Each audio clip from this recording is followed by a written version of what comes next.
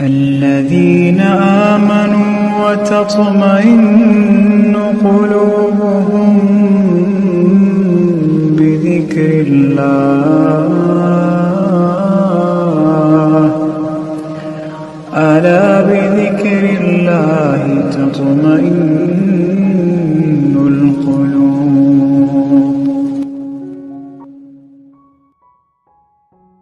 আসসালামু আলাইকুম। আশা করি সবাই অনেক বেশি ভালো আছেন। নতুন আরও একটি ভিডিও ব্লগে আপনাদেরকে ওয়েলকাম জানাচ্ছি আমার চ্যানেল তারানা ইন্সপাইরেশন থেকে।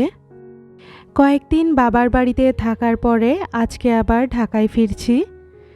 আর এটা হচ্ছে আমার মেয়ে রিসলিয়ার জীবনের প্রথম ট্রেন জার্নি। গত ব্লগে অনেকেই আমার কাছে জানতে চেয়েছেন যে আমার বাবার বাড়ি কোথায়, তো সবাইকে আমি রিপ্লাই দিয়েছি। তারপরেও আজকে আবার একটু বলে দিচ্ছি যে আমার বাবার বাড়ি কোথায়। আমি হচ্ছে খুলনা বিভাগের মেয়ে। আমার জেলার নামটা আজকে আর নাইবা বললাম। আমার জেলার নামটা বললে মোটামুটি বাংলাদেশের সবাই চিনবে, কারণ এটা বেশ পরিচিত একটা জেলা। আমার বাবার বাড়ি থেকে অনেক উপায়েই ঢাকা ফেরত যাওয়া যায়, তবে পদ্মা সেতু চালু হওয়ার পরে আমাদের এই দিকটায় নতুন করে ট্রেন লাইন যুক্ত হয়েছে। ট্রেনে এমনিতে ওঠা হয়েছে, তবে এরকম করে বাবার বাড়িতে যাওয়া আসা আর হয়নি। তো এইবার ভাবলাম যে ট্রেনে করেই ঢাকায় ব্যাক করি, তো সেই হিসেবে হচ্ছে ট্রেন জার্নিটা করা। তো বাসায় ফিরে প্রথম যে কাজটা করেছি, আমার ট্রলি ব্যাগ থেকে সমস্ত জামা কাপড় নামিয়ে নিয়েছি। যেগুলো ক্লিন করা লাগবে আলাদা বাস্কেটে রেখেছি, আর যেগুলো হচ্ছে ক্লিন করা লাগবে না সেগুলো আলমারিতে তুলে আমার বেডরুমটাকেও গুছিয়ে নিয়েছি। সাথে আমার ড্রেসিং টেবিলটাও মুছে নিয়েছি। এখন হচ্ছে একদম কিচেনে চলে যাব। কিচেনে যাওয়ার পর প্রথম যে কাজটা করব সেটা হচ্ছে আমার গ্যাসের চুলাটা খুব ভালোভাবে পরিষ্কার করে নিব। এখানে আমি জাস্ট লিকুইড যে ডিশ ওয়াশার আছে সেটা নিয়েছি। একটা স্ক্রাবার দিয়ে এটা হচ্ছে ঘষে ঘষে আমি ভালোভাবে পরিষ্কার করে নিব। তারপর একটা ভেজা কাপড় দিয়ে এটাকে হচ্ছে মুছে নিলেই জাস্ট আমার চুলাটা পরিষ্কার হয়ে যাবে। বাবার বাড়ি থেকে ঢাকা পৌঁছাতে প্রায় 2.5-3 ঘন্টা মতো সময় লাগে। তো সকালে হচ্ছে খেয়ে বের হয়েছিলাম। তো বাসায় পৌঁছাতে পৌঁছাতে প্রায় দুপুর 12টা বেজে গিয়েছিল। তো একটু একটু খিদেও পেয়েছে, সেজন্য ভাবলাম যে একটু স্যুপ রান্না করে নিই। ইনস্ট্যান্ট যে স্যুপের প্যাকেট আছে ঠান্ডা পানিতে, সেটা হচ্ছে প্রথমে মিক্স করে এখন হচ্ছে আমি চুলার জাল জ্বালিয়ে দিচ্ছি। এটাকে ভালো করে ফুটিয়ে নিব, তাহলেই হচ্ছে স্যুপ রান্নাটা হয়ে যাবে। যেহেতু বেশ কয়েকদিন বাসায় ছিলাম না, তো সব কিছুর উপরেই হচ্ছে একটু একটু ময়লা পড়েছে, তাই ভাবলাম যে সব কিছুই ক্লিন করে নিই আস্তে আস্তে করে। অয়েল জারে দেখি তেল শেষ হয়ে গিয়েছে, তো সেটাতেও তেল রিফিল করে নিলাম। যতদূর পারছি সব কিছুই কিচেনের ক্লিন করে রাখার চেষ্টা করছি। এই বাস্কেটটাও আমি হচ্ছে ভালো করে ধুয়ে নিয়েছি। এখন এর ভিতরে সব কিছু সাজিয়ে রেখে দিচ্ছি।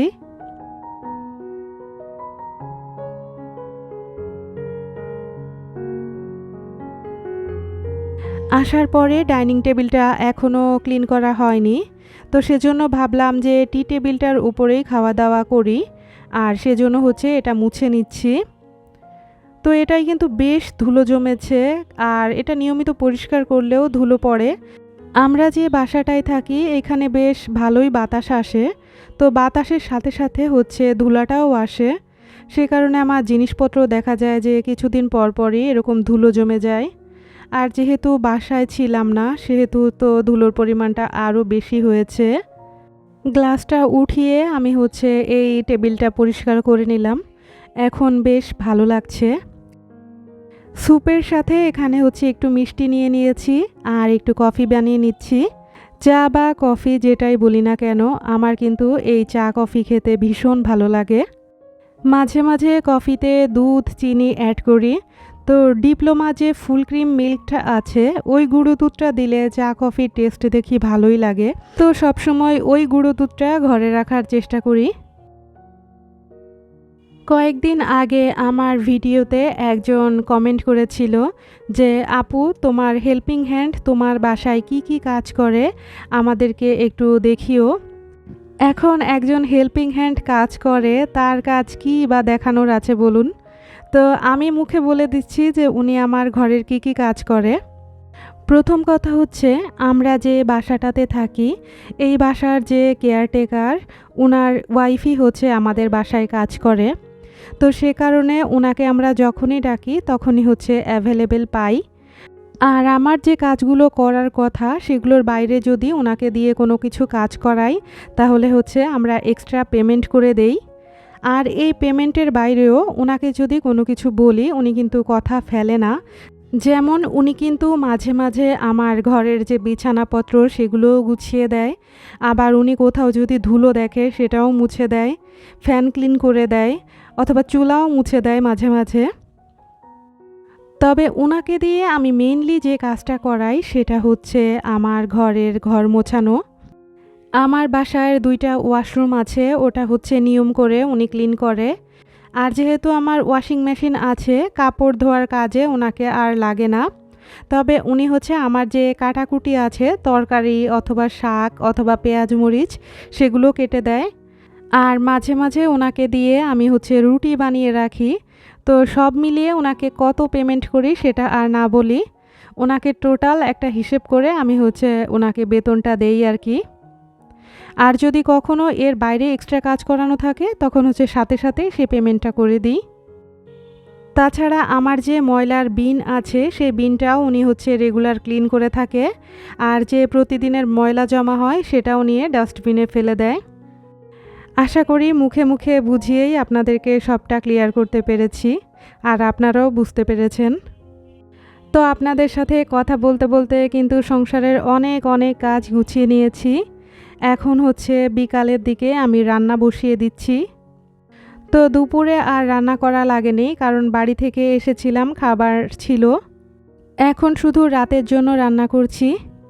আমি এখানে পেঁয়াজ দিয়ে দিয়েছি আদা বাটা, রসুন বাটা, জিরা বাটা। এগুলো দিয়ে ভালোভাবে প্রথমে মশলা কষিয়ে নিচ্ছি।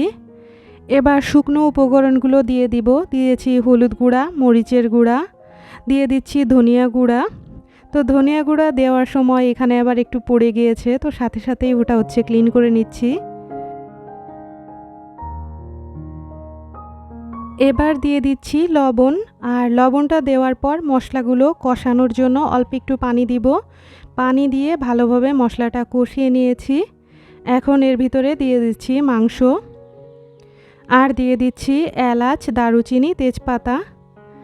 এখন মাংসের গা থেকে যে পানিটা বের হবে সেটা দিয়ে প্রথমে হচ্ছে আমি ভালোভাবে এটা ভুনে নিব। তো এইখানে রিসলিয়া আবার নিজ হাতে এগুলো বানাচ্ছিল, সেগুলো একটু দেখতে আসলাম। আজকে হচ্ছে আলু দিয়ে গরুর মাংস রান্না করব, আর পাশে একটা শাক ভাজি করব। মাংস কষানোর জন্য এখানে আমি 1 কাপ পানি দিয়ে দিয়েছি, আর এখন হচ্ছে শাকগুলো বেছে নিচ্ছি। যে কাজগুলো আমি আপনাদের সাথে শেয়ার করতে চাই সেগুলো হচ্ছে আমি নিজেই করার চেষ্টা করি। আর দেখতেই পেলেন যে আমার হেল্পিং হ্যান্ড যিনি আছেন তিনি কিন্তু দুপুরবেলায় কাজ করে চলে গিয়েছে। তো এখন যেহেতু বিকালের দিকে, তো শাকটা এজন্য আমি বেছে নিচ্ছি। বাসার নিচ দিয়ে ভ্যানে করে এরকম শাক যাচ্ছিল, তো ওই ভ্যানটা হচ্ছে স্টপ করাই ছিল, আমি যে জাস্ট শাকগুলো কিনে এনেছি।